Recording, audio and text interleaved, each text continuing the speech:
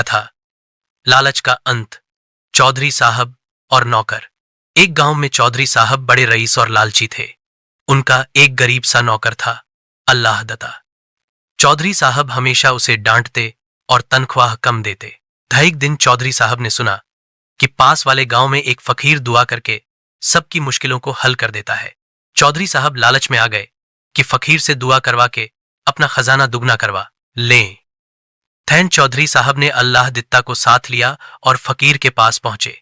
Thane Chaudhary, बाबा जी, मुझे दुआ दो कि मेरा खजाना दोगुना हो जाए। इब फकीर मुस्कुराकर कर बोला, ठीक है, लेकिन शर्त है कि तुम्हारा नौकर अल्लाह दत्ता तुम्हारे लिए दिल से दुआ करेगा, तब असर होगा। तो चौधरी ने फौरन अल्लाह दत्ता को घूरा।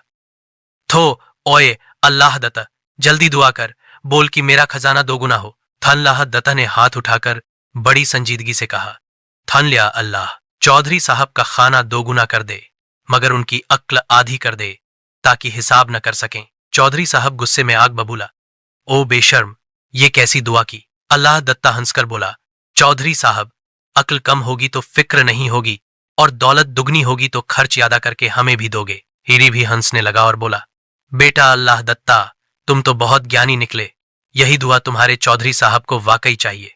सबक। लालच में इतना अंधा न हो जाओ कि अक्ल आधी पड़ जाए।